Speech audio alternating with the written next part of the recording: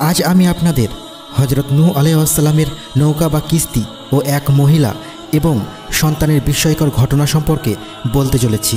আশা করি এই ঘটনাটি আপনাদের সকলের ভালো লাগবে, তাই ভিডিওটি একবারে শেষ পর্যন্ত দেখবেন।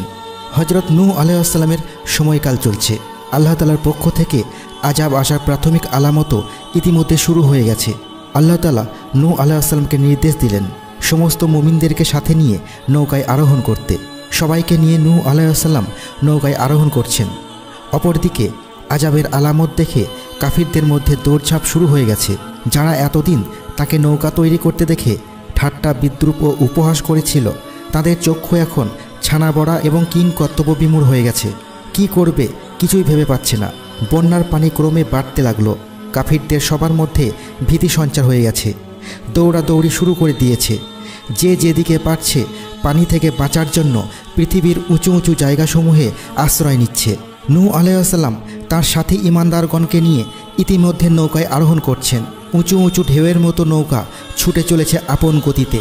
কুরআনের ভাষায় বলতে গেলে পাহাড় সম ঢেউয়ের মতো নৌকা চলছে। নূহ আলাইহিস সালাম দূরে দেখতে পেলেন তার কাফির সন্তান কেনান কিংবা ইয়ামকে। তার মনে পিতৃসুলভ দয়ার উদ্রেক হলো। সন্তানের প্রতি দয়ামায়ার বহিঃপ্রকাশ স্বরূপ সন্তানকে ডেকে বললেন, হে আমার কলিজার টুকরা সন্তান, ইসলাম গ্রহণ করে আমাদের সাথে নৌকায় আরোহণ করো, কাফিরদের সাথে আর থেকো না। সে জবাবে বলল, আমি পাহাড়ের চূড়ায় আরোহণ করব, পাহাড় আমাকে পানি থেকে বাঁচাবে। তখন নূহ আলাইহিস সালাম বললেন, আজকে আল্লাহ তাআলার এ আযাব থেকে কেউ নিস্তার পাবে না।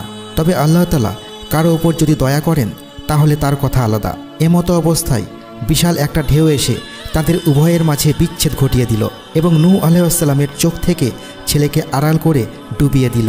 পিতার চোখের সামনে ছেলেকে ডুবিয়ে না দিয়ে আল্লাহ তাআলা বিশাল ঢেউ দিয়ে আড়াল করে দিয়ে তাকে ধ্বংস করে দিলেন। এজন্য ইসলামী স্কলাররা বলে থাকেন, শিক্ষক যদি কোনো কারণে ছাত্রকে শাস্তি প্রদান করতে হয় তাহলে আদব হলো পিতামাতার চোখের আড়ালে শাস্তি প্রদান করা। পিতামাতার চোখের সামনে শাস্তি প্রদান করা ঠিক নয়, তবে কঠোর শাস্তি সর্বাবস্থায় নিষিদ্ধ। নূহ আলাইহিস সালামের সময়কার এ আযাবে নারী শিশুসহ যুবক বৃদ্ধ সকল কাফির ডুবে মারা গেল।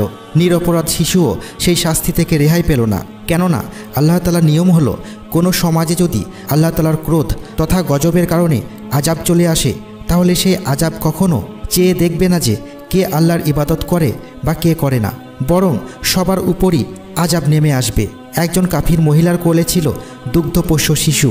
মায়ের দুধ খেয়ে তার কোলে লালিত পালিত হচ্ছিল। মা তার সন্তানটিকে খুবই ভালোবাসে। নূহ আলাইহিস সালামের কওমের উপর আযাব আসায় সে দুশ্চিন্তায় পড়ে গেল। নিজের জীবন চলে গেলেও আমার সন্তান যেন ভালো থাকে। পানি বাড়তে থাকায় সে সন্তানকে নিয়ে চলে গেল পাহাড়ের চূড়ায়। তারপর কিছুটা স্বস্তি পেল। মনটা প্রবোধ দিল এই ভেবে যে সন্তানটির জীবন আর বিপন্ন হবে না, পানি এতদূর পর্যন্ত আসবে না। কিন্তু পাহাড়ের চূড়ায়ও যখন পানি পৌঁছে গেল, সন্তানকে বুকের সাথে জড়িয়ে ধরে রাখল। পানি বুক পর্যন্ত উঠে গেলে সন্তানকে নিজের কাঁধে তুলে নিল। আস্তে আস্তে সন্তানকে উপরের দিকে তুলে রাখছে যেন সন্তানটি মারা না যায়। পানি গলা পর্যন্ত উঠে গেলে সন্তানটিকে দুহাতে মাথার উপর তুলে ধরল। পানি আরও বেড়ে গেল। সে নিজেও মারা গেল এবং সন্তানটিও মারা গেল। রাসূল সাল্লাল্লাহু আলাইহি ওয়াসাল্লাম বলেছেন, আল্লাহ তাআলা যদি নূহ আলাইহিস সালামের কওমের কারো উপর দয়া করতেন তাহলে শিশুটির মায়ের উপর তিনি দয়া করতেন। তো বন্ধুরা, কেমন লাগলো ঘটনাটি অবশ্যই কমেন্ট করে জানাবেন। আজ তাহলে এই পর্যন্তই। আপনারা ভালো থাকবেন, সুস্থ থাকবেন। আল্লাহ হাফেজ।